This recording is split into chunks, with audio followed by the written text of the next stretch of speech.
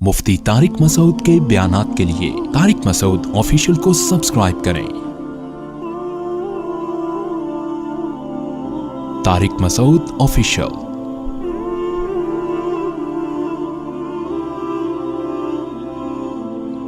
تو بقرعید کی جو قربانی ہے وہ اصل میں یہ درس دیتی ہے کہ آپ اپنے آپ کو اسلام کے سپرد کر دیں، اسلام کو اپنے حساب سے چلانے کی کوشش بولو نہ کریں۔ رسول اللہ صلی اللہ علیہ وسلم سے جب پوچھا گیا کہ قربانی کیا ہے تو آپ نے کیا فرمایا؟ سنت ابیکم ابراہیم، تمہارے باپ ابراہیم کی بولو سنت۔ کیا مطلب؟ اس حدیث میں بہت ساری باتیں چھپی ہوئی ہیں، بہت ساری علم و حکمت کی باتیں۔ دیکھو دنیا میں اس سے بڑا کوئی ظلم نہیں ہو سکتا کہ ایک انسانی جان کو قتل کیا جائے۔ ہو سکتا ہے؟ بولنا پڑے گا آپ لوگوں کو، ہے بھائی؟ کسی انسانی بلکہ کسی بے گناہ جان کو قتل کیا جائے، چاہے وہ جانور ہی ہو، انسان تو دور کی بات، بلا وجہ کسی جانور کو قتل کرنا بھی، بھائی پھر ویڈیو بنا رہے ہیں، ہلو بھائی ویڈیو نہیں بنائے، بلا وجہ کسی انسانی جان کو قتل کرنا ساری دنیا میں غلط سمجھا جاتا ہے، اور اسلام میں بھی کیا یہ عمل حرام ہے۔ کسی بھی جان کو، وہ جان اگر انسان کی ہو تو یہ جرم اور زیادہ بولو بڑھ جاتا ہے۔ نمبر 3، وہ جان اگر مسلمان کی ہو، کلمہ گو کی ہو، تو یہ جرم اور بھی زیادہ، بولتے کیوں نہیں یار، بڑھ جاتا۔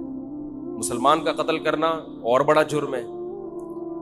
وہ جان اگر کسی رشتہ دار کی ہو تو اس کا جرم اور زیادہ بڑھ جاتا ہے۔ رشتہ دار کو قتل کرنا کسی غیر کو قتل کرنے سے زیادہ بڑا جرم ہے۔ رشتہ داروں میں سب سے مضبوط رشتہ اولاد کا ہوتا ہے۔ اس کی دلیل یہ ہے کہ آپ کے مرتے ہی سب سے زیادہ وراثت کس کو ملتی ہے؟ اولاد کو۔ اس لیے اسلام نے سب سے گہرا رشتہ کس کا مانا ہے؟ اولاد کا۔ تو اولاد کو قتل کرنا قتل کی نوعیت میں اور بھی بڑا جرم۔ کیا خیال ہے بھائی؟ تو باپ کو حکم دیا جا رہا۔ اچھا، چھٹی بات، اولاد بھی ایسی جو بے قصور ہو۔ بعض دفعہ اولاد نے کچھ ایسے کام کیے ہوتے ہیں، آدمی غصے میں آ کے مار دیتا ہے اس کو، وہ بھی غلط کرتا ہے، قتل تو پھر بھی جائز نہیں ہے۔ لیکن اولاد اگر کیا ہو، معصوم اور نیک، کوئی قصور نہیں ہے اس کا، اس کو قتل کرنا اور بھی بڑا جرم۔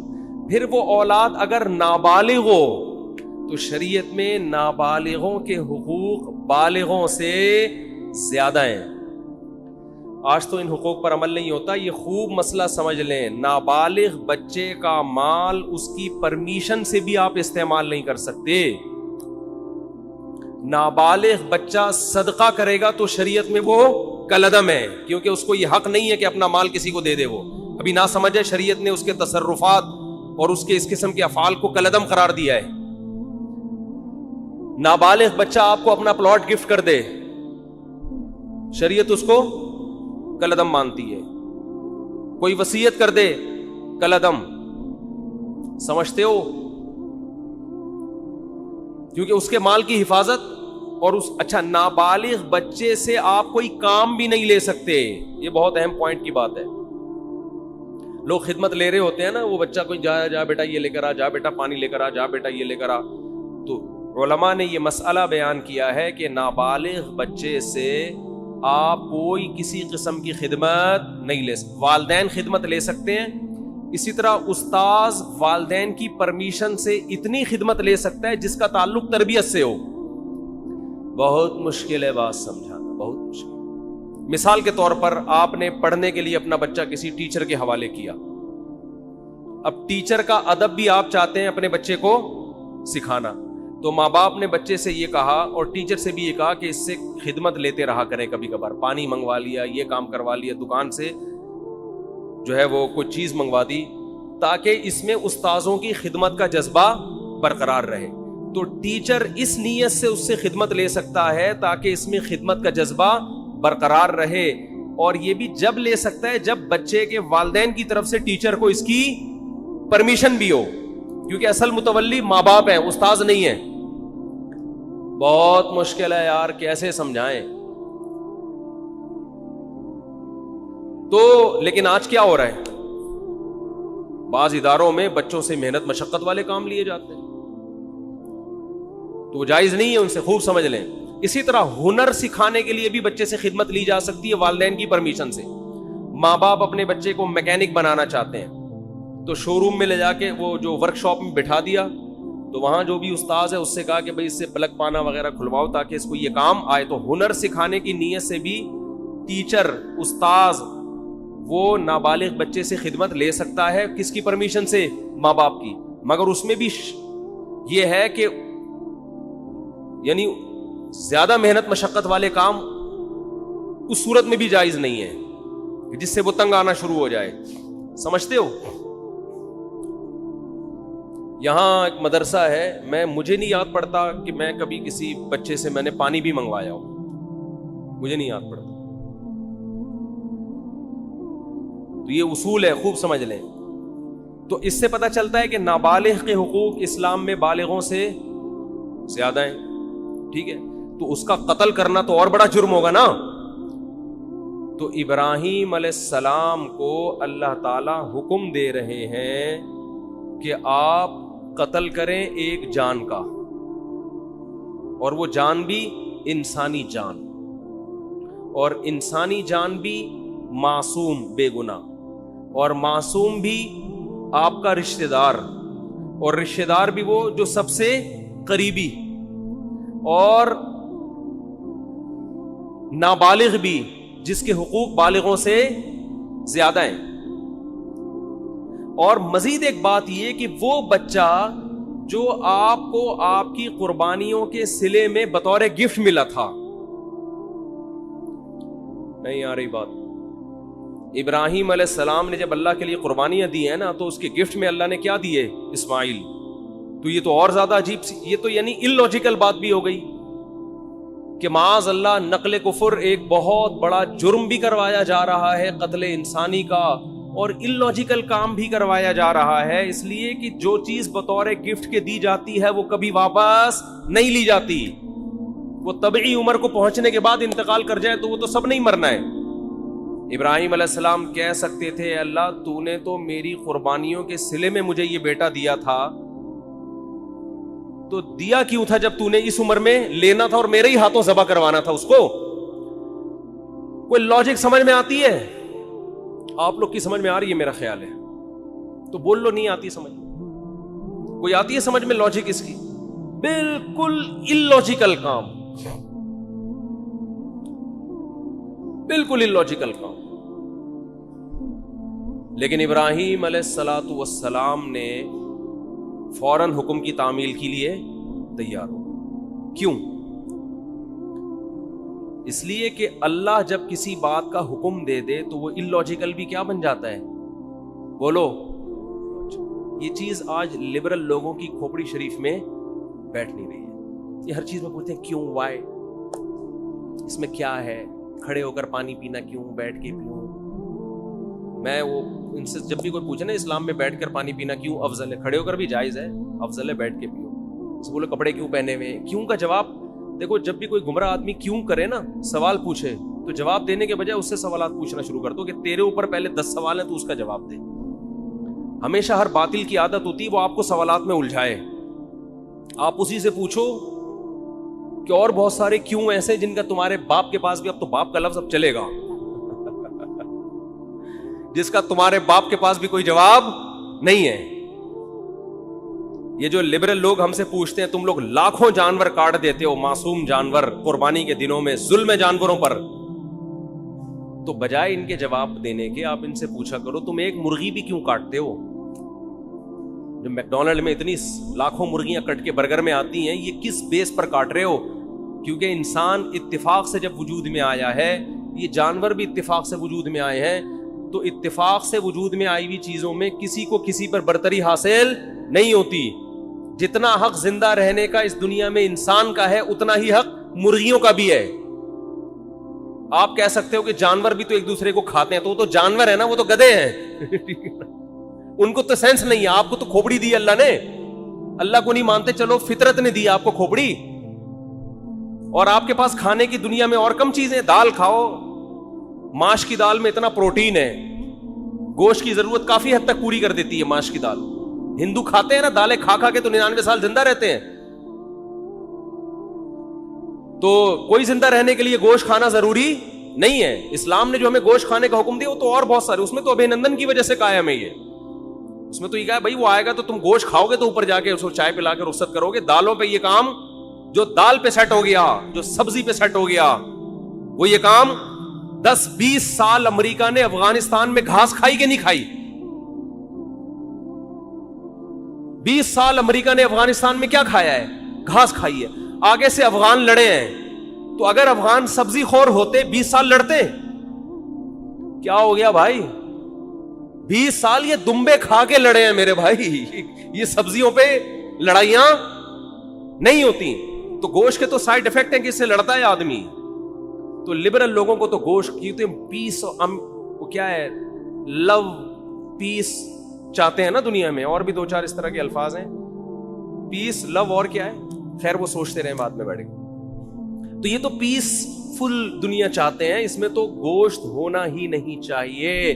آپ کو تو چاہیے کہ آپ ہندوؤں کی طرح گائے, وہ تو ہندو صرف گائے کی خدمت کرتا ہے, آپ کو چاہیے آپ بھینس کی بھی کریں, بکری کی بھی کریں. تو ہم تو لاکھوں جانور کاٹتے ہیں, ہم پر اعتراض نہیں ہوتا, کیونکہ ہم کس کے حکم پہ کاٹتے ہیں؟ وہ تو اگر اولاد کو کاٹنے کا حکم دیتا اس کو کاٹ دیتے بھائی, جیسے ابراہیم علیہ السلام نے کہا کاٹ دو بس. جب illogical کام اللہ نے کہہ دیا تو وہ illogical رہا نہیں ہے, وہ لاجیکل, وہ سراپا لاجک سے بھرا ہوا کام ہے. وہ خدا ہے بھائی, ہم تو خدا کے غلام ہیں, ہمیں پیدا. اگر اللہ ابراہیم علیہ السلام کو حکم دیتا اسماعیل کو کاٹو, وہ نہیں کاٹتے. اللہ ویسے ہی بھی تو اٹھا سکتا تھا نا. کتنوں کے بچے 7-8 سال کی عمر میں ٹرک کے نیچے آ کے ہلاک ہو جاتے ہیں, وباؤں سے مر جاتے ہیں. تو وہ تو اللہ کو ویسے بھی حق حاصل ہے کہ, تبھی تو اللہ قرآن میں کہتے ہیں کہ تم اللہ کی راہ میں صدقہ خیرات کرو. انسان کہتے ہیں اللہ میں خیرات کروں گا میں تو غریب ہو جاؤں گا. تو قرآن بار بار کیا کہتا ہے؟ یبسط الرزق لمن یشاء ویقدر, جس کے لیے میں چاہتا ہوں رزق کے دروازے کھول دیتا ہوں, جس کے لیے میں چاہتا ہوں تنگ کر دیتا ہوں. تو یہ تو میرے ہاتھ میں ہے, میں تمہیں ویسے بھی غریب کر سکتا ہوں, صدقہ دو. اگر اس سے غریب ہو بھی گئے ثواب تو ملے گا نا. اول تو ہوگے نہیں, اللہ دے گا مال تمہیں.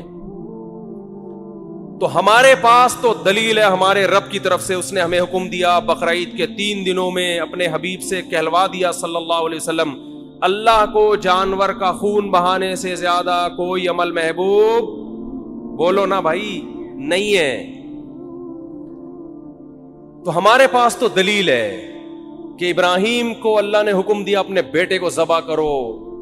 اولاد کا ذبح کرنا illogical کام, کسی انسان کو کاٹنا illogical, لیکن اللہ کے کہنے سے کیا بن گیا؟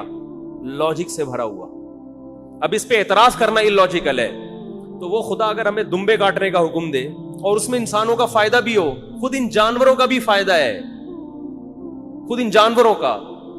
اگر یہ جانور نہ کٹیں تو یہ تو بڑھاپے میں ان کو کون پوچھے گا؟ آپ انڈیا میں گایوں کی حالت دیکھو, بوڑھی گایوں کی, جن کو ماں جب بنایا ہے تو ماں جیسا بڑھاپے میں سلوک تو کرو ان کے ساتھ. کوئی پوچھنے والا نہیں ہوتا ان جانوروں کا.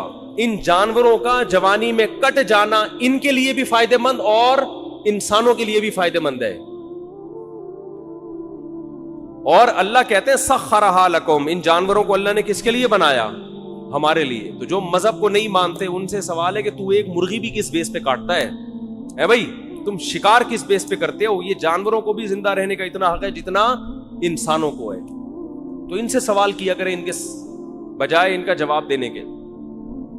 تو میں یہ عرض کر رہا تھا کہ ابراہیم علیہ السلام نے جو کام کیے دنیاوی قانون کے لحاظ سے وہ سارے کے سارے illogical, کوئی لاجک اس کی.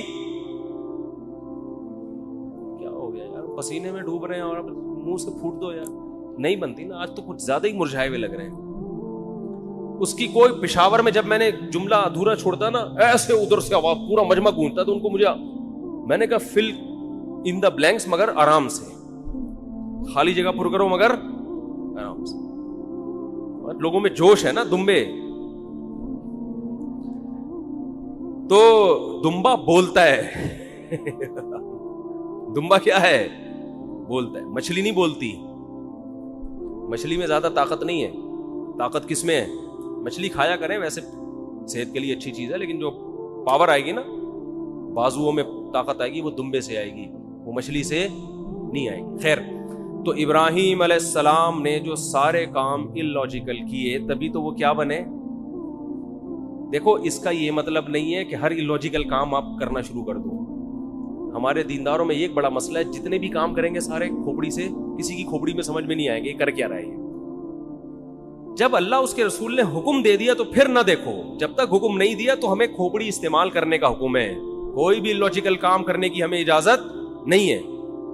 دکان کو بند کیا، آیت الکرسی پڑھ کے پھونک مار کے آگے کے ڈاکوؤں سے حفاظت رہے گی، تالا نہیں لگایا، تو یہ لاجیکل ہے یا اللاجیکل ہے؟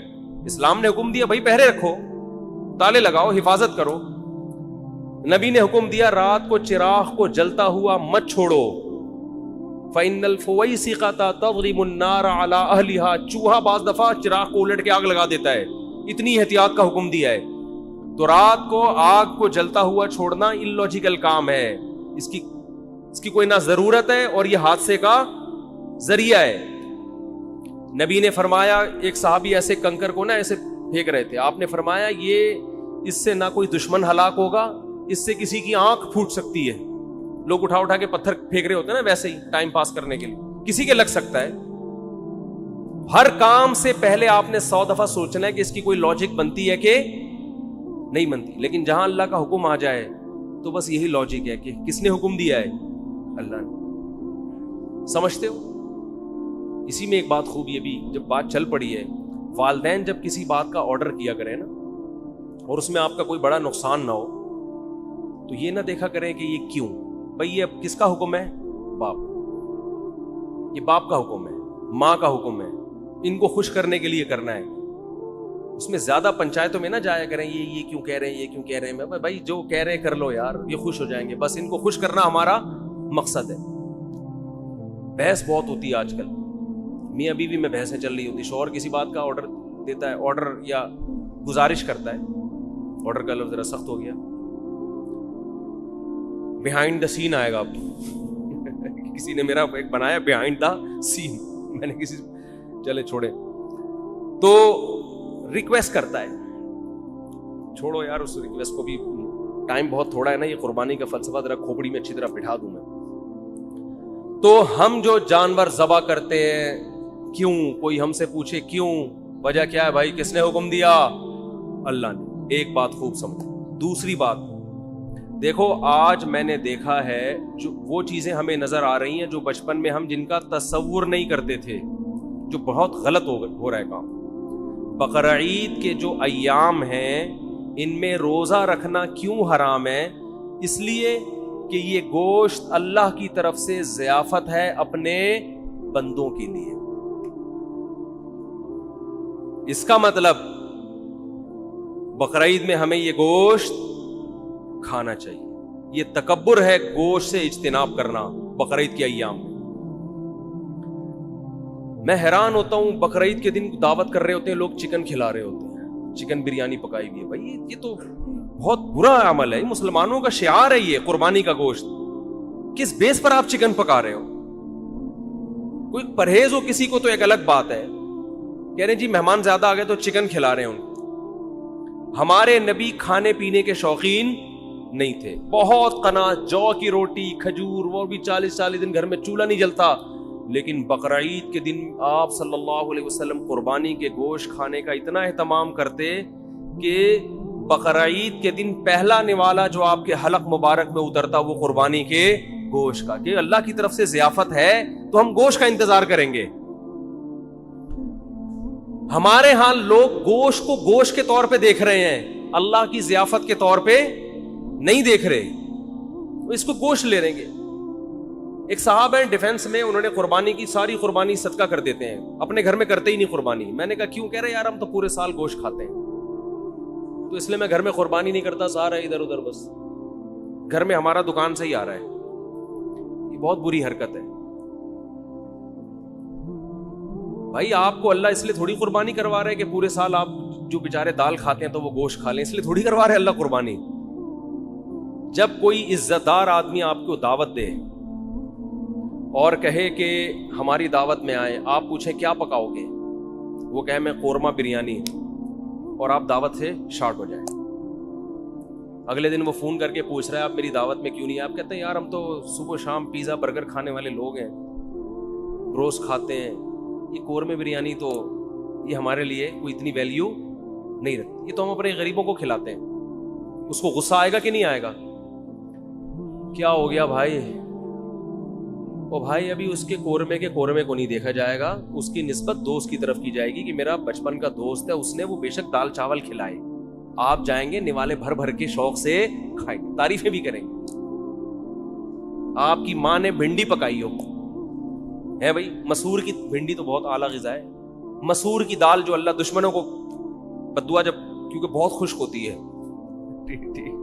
مسور کی دال بہت خشک ہوتی ہے، مسور کی دال پکائی آپ کی والدہ نے، لیکن دال چاول مسور کی دال بہت اچھی ہوتی ہے. میں یہ وضاحتی بیان اس لیے کرنا پڑتا ہے کہ پھر لوگ دال چاول دعوت کرتے ہیں نا تو کچھ اور چیز لے آتے ہیں سامنے. تو آپ کی والدہ نے محبت سے مسور کی دال پکائی تو آپ محبت کے اظہار میں لقمے بھر بھر کے کھاؤ گے کہ نہیں کھاؤ گے؟ تو یہ تکبر ہے کہ ڈیفینس میں رہنے والا آدمی کہہ رہا ہے یار ہم تو پورے سال گوشت کھاتے ہیں، ہمیں کیا ضرورت ہے. وہ بھائی شوق سے کھاؤ، تواضع کے ساتھ کھاؤ، یار ہم تو اللہ کے رزق کے محتاج ہیں. اللہ تیرا فضل ہے کہ تو ہمیں کھلا رہا ہے. حقیقت ہے اللہ نہ کھلائے تو ہم تو بھوکے مر جائیں. تو اس میں شوق سے نبی صلی اللہ علیہ وسلم نے، روایت میں آتا ہے 100 اونٹ نہر کیے، 60 اپنے ہاتھوں سے، باقی حضرت علی سے. ہر گوشت، ہر جانور میں سے تھوڑا سا آپ نے نوالا لیا ہے اس میں سے. تو اس لیے اس میں تکبر بھی ٹھیک نہیں ہے کہ ہمیں کیا ضرورت ہے، ساری قربانیاں ادھر کر دی، بھائی کچھ نہ کچھ گوشت رکھو. اور کنجوسی بھی ٹھیک نہیں. بعض لوگ اللہ کی ضیافت کو جو قبول کرتے ہیں تو اگلے سال بقرعید تک وہ ضیافت ہی چلتی رہتی ہے ان کی. محرم کے حلیم کس سے پکڑے ہیں؟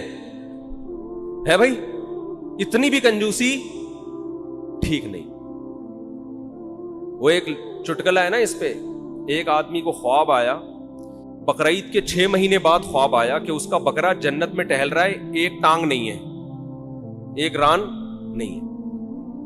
اس نے پوچھا فرشتوں سے یہ کون ہے بھائی؟ اس نے کہا یہ تمہارا بکرا جو تم نے ذبح کیا تھا جنت میں. ان کا ٹانگ کہا، کہہ رہا وہ ابھی تک فریزر میں پڑی ہوئی ہے، وہ ابھی تک تمہارے، وہ جب پہنچے گی تو لگا دیں گے یہاں پہ. سمجھ رہے؟ تو اتنی کنجوسی بھی ٹھیک نہیں. کھاؤ بھی اور کھلاؤ، رج کے کھاؤ تو رج کے کھلاؤ، لیکن رج کے کھانے میں اتنا ضرور ہے کہ گوشت اسی کو سوٹ کرتا ہے جو اس کو یوٹیلائز بھی کرے. تھوڑا سا ورزش ہو، محنت ہو تو پھر تو گوشت کھائے انسان. زیادہ محنت کا کام نہیں ہے تو پھر اللہ کی ضیافت اتنی قبول کریں جتنی افورڈ کر سکتے ہیں.